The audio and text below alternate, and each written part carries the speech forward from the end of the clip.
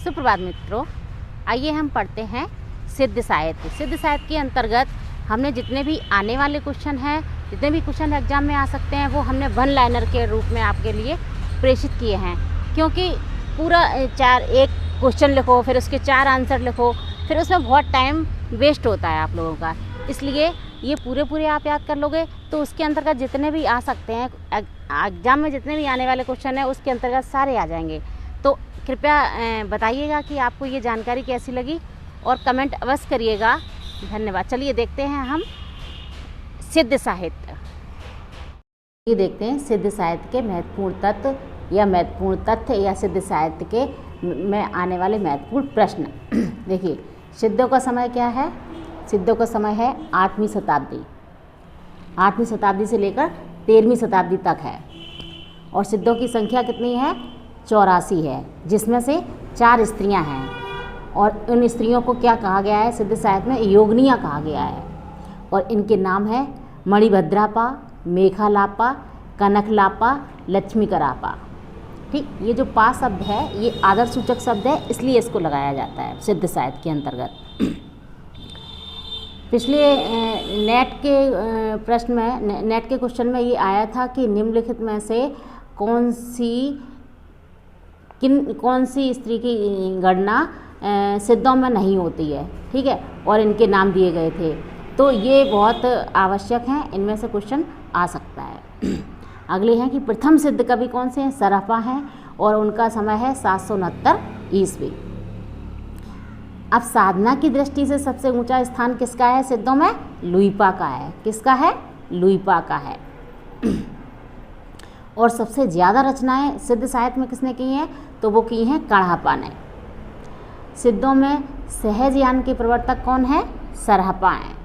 ठीक, देखिए ये जितने भी क्वेश्चन हैं उसमें से ये एक क्वेश्चन ही है। ये जो उत्तर दिए गए हैं ये क्या है? ये क्वेश्चन ही है। ये इतने सिद्ध साहित्य में से अगर कोई प्रश्न आएगा तो केवल इसी के अंतर्गत आ जाएगा। सिद्धों के प्रमुख केंद्र हैं नालंदा, विक्रमशिला, असम, नेपाल और उड़ीसा। नालंदा, विक्रमशिला, असम, नेपाल और उड़ीसा। अगर साफ ना दिख रहा हो तो यहाँ पे उड़ीसा लिखा हुआ है। हरप्रसाद शास्त्री ने 1917 ईस्वी में सिद्धों की वाणियों का संकलन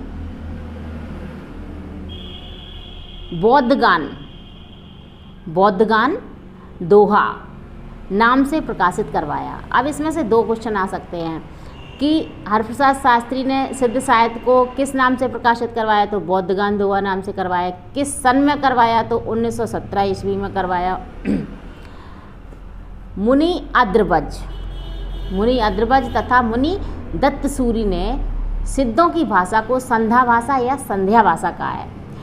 हम अभी तक केवल इतना ही जानते हैं कि सिद्धों की वाणियों को संध्या भाषा या संध्या भाषा कहा जाता है, लेकिन किसने कहा है? तो मुनि अद्रबज तथा मुनिदत्त सूरि दोनों ने कहा है सिद्धों की भाषा को संध्या भाषा या संध्या भाषा। ठीक, हरप्रसाद शास्त्री ने सिद्धों की भाषा को आलो अंधारी कहा है।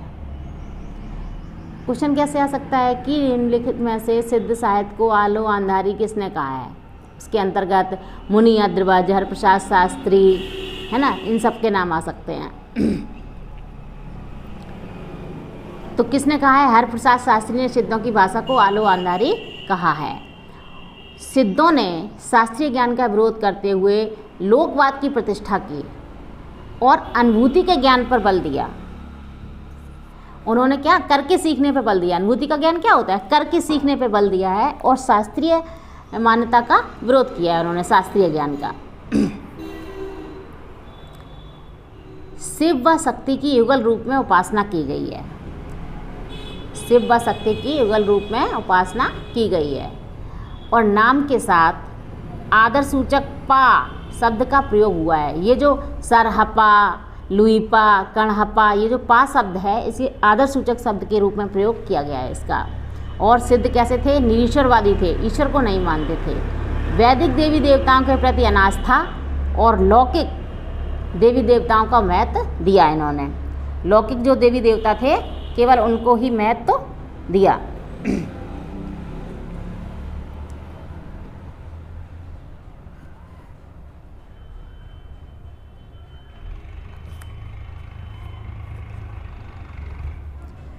निरीश्वरवादी थे, वैदिक देवी देवताओं के प्रति आस्था और लौकिक देवी देवताओं को महत्व दिया।